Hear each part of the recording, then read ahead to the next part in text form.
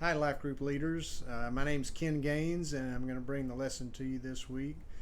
We've got a good lesson in Mark. As we've been studying through Mark, it's one of the Gospels, and a lot of stories in here that we've all probably heard quite a bit, pretty familiar with.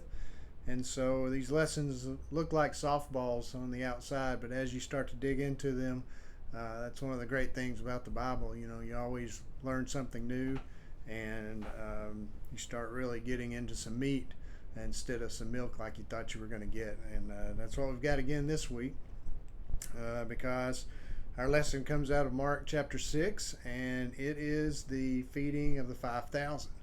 So, story we're all very familiar with.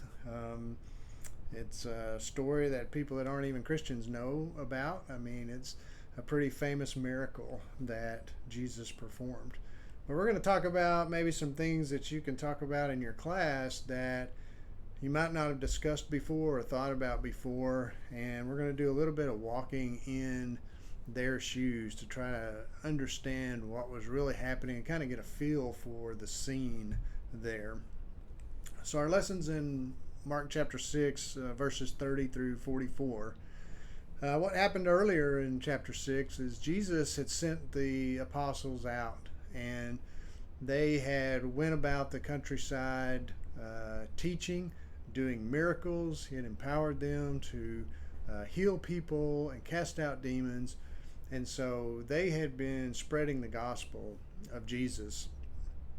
And also, in that same time frame, Herod had imprisoned John the Baptist, of course, and then we all know the story of the terrible decision that he had to make once he made an oath, and John the Baptist was beheaded, and shortly thereafter that was the end of Herod. But so John the Baptist is dead, so lots of things going on. And at the start of our lesson, the apostles are going to come back in to Jesus and tell him everything that's happened. So they're excitedly talking about what they've done, what they've experienced, how the people have reacted. And they had just been blitzing this whole region with miracles and spreading the gospel. So as they're doing this, Jesus recognizes they are completely exhausted. They've been working hard, not sleeping much, not eating much. And so Jesus recommends that, they go to the other side of the sea and get some rest. And so they're going to get in a boat. It's called the boat. So they had, as we know, some of the apostles were fishermen. So there's probably a boat they had designated. There's lots of times they were in the boat, and there's probably one boat that they got into and used quite often. And so they got into the boat, and from the commentaries I've read, this would have been about a 4-mile trip to the other side across the sea. And so they were going to get a little bit of respite while they were crossing the sea here. And the area that they were going to was close to Bethsaida, which was an area where a lot of the apostles were actually from. So Jesus thought was probably, we're going to go here, probably going to go to someone's house, and we're going to just take a couple of days of R&R so we can regain our strength and get ready to do this all over again in another area, or what his plan was. Well, as they got into the boat to leave, all the people were disappointed that they were leaving, that had been listening to Jesus, and so they figured out where they were going. And so these same commentaries that I read said that across land they had to go around the bank. Obviously, it was about 8 miles, so it was approximately double the distance. And so in the time that it took Jesus and the apostles and disciples to go across the 4 miles across the sea, a lot of these people ran the 8 miles and actually were waiting for them on the other side. But as they get there, there's a crowd waiting for them. And, you know, obviously they wanted to see Jesus very badly, but why did they want to see Jesus? Um, is a question you could talk about with your class a little bit.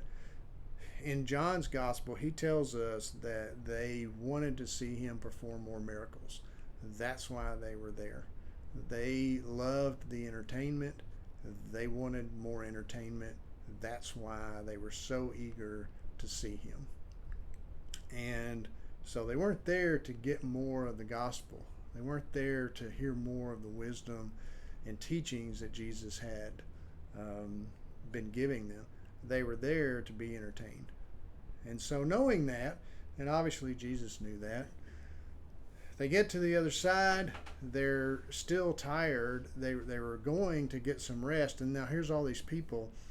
And so you would expect Jesus, especially knowing why they were there, to shoo them away and say, hey, look, we'll be here tomorrow, 8 o'clock. Just come then and we'll put on a show for you. He didn't say that. It says Jesus had compassion on them. So Mark tells us that he saw them as sheep without a shepherd.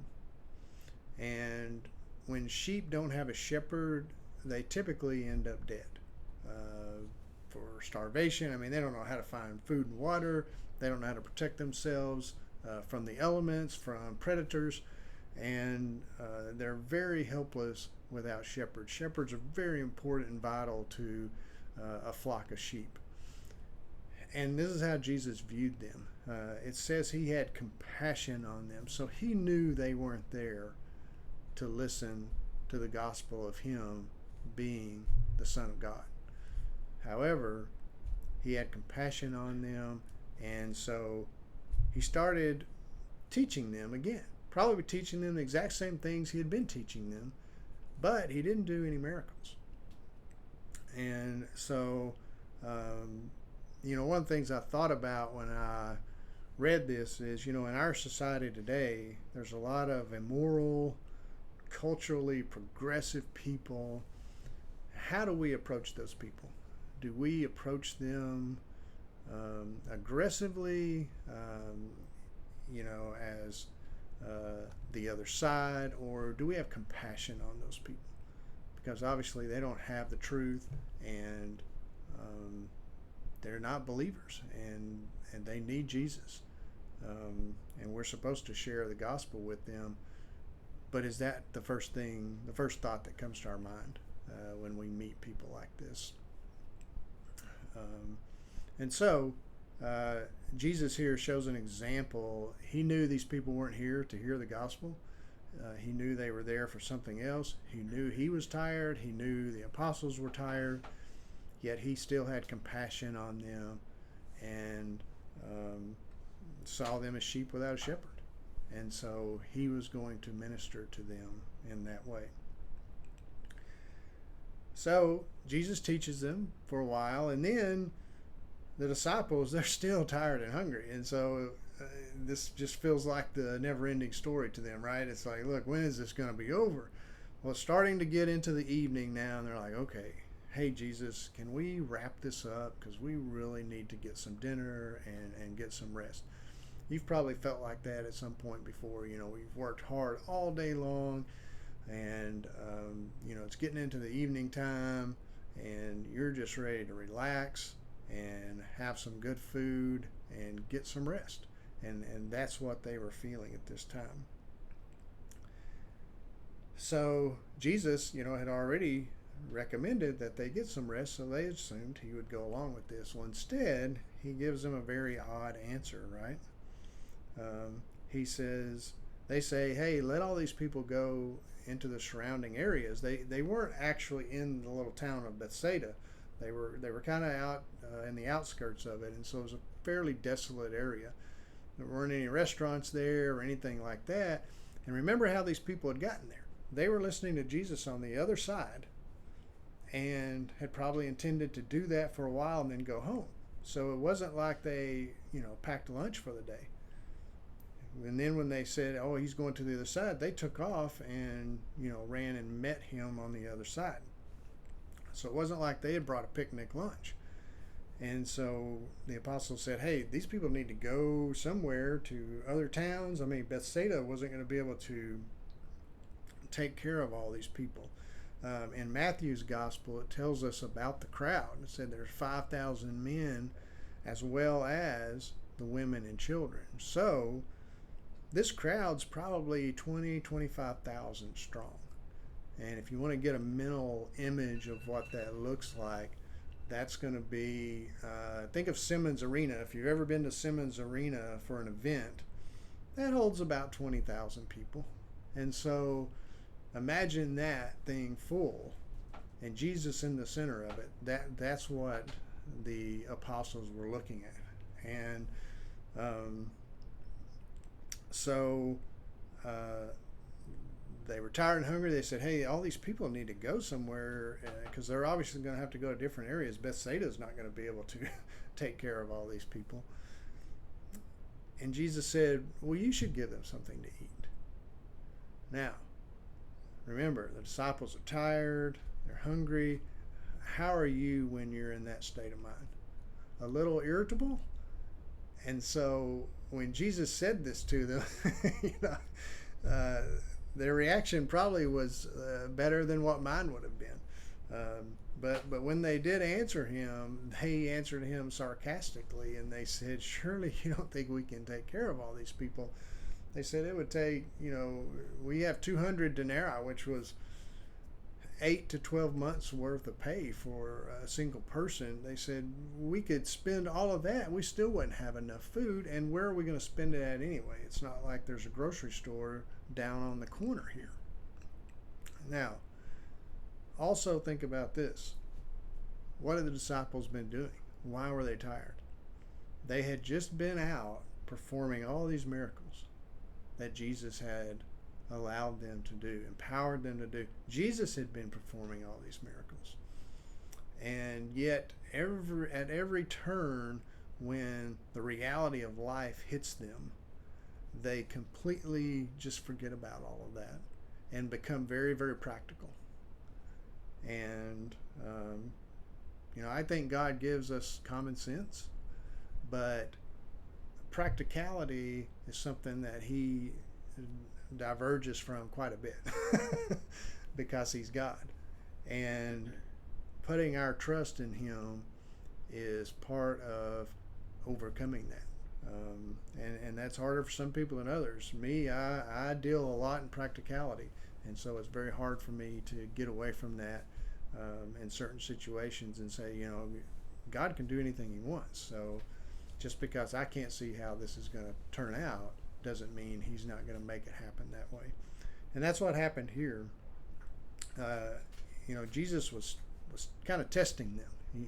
He didn't expect them to feed them, but what He did expect was for them to put their trust in Him, and that's what He was trying to teach them. So that's really the lesson here for this end here. And so one of the other Gospels tells us, Andrew comes up and he goes, hey, there's a kid out here. His mom was the only mom that, thought about anything when she sent his kid down here to hear Jesus. She packed him a lunch. There's 5 loaves of bread and 2 fish. And, at first when we read that, we think of a loaf of bread. We think, wow, what was this kid doing with 5 loaves of bread? Well, that wasn't exactly what it was. It was actually more like a cookie or cracker type size. He had 5 of those and two small fish. So enough for, a kid to eat, really. That's all it was. And so Jesus takes it and He says this is enough, right? And so the apostles are still not sure what's going on. Jesus appeals to their practicality again, though. He says, hey, have everyone sit down in groups, and everyone sit down in hundreds and 50s. There's lots of numbers in this story, too. We'll talk about that in just a second. So Jesus gives one of the disciples some of the food. And then He gives one of the other ones some food. And then another one. And I don't know how this played out. I don't know what it looked like. But He just kept giving the food. and they kept passing it out, coming back. He's got more. And they went out, they came back, he's got more. And so, again, think about this. Jesus was creating this food. This was bread that had never been sifted from wheat. These were fish that had never been born and swam around. He was creating all of this food for all these people. And it just kept coming. And when it was over, they gathered up 12 baskets of pieces that were left over. And people said, hey, I just can't eat anymore. Here's some back. There were 12 baskets of that. And so, there's a lot of numbers that God uses in this lesson. There's 5 loaves and 2 fish. What kind of number is that? 5 plus 2 is 7. 7 is the number of completion. Jesus said this is enough for everyone because it's 7. He made everyone sit down in groups of 150 so that the apostles could go out and feed everyone. Now remember, when he was speaking, the crowd was just a huge crowd like you'd have even in Simmons Arena, except there's no aisles and everything. I mean, everyone's just kind of in a big huge ball. And so he said everyone sit down in these groups because that's going to make it easier to practically feed everyone so that the apostles could serve. And so that made everything organized, and it made it easier to service everyone. And then the 12 baskets that were left over. There were 12 apostles. There were 12 tribes of Israel.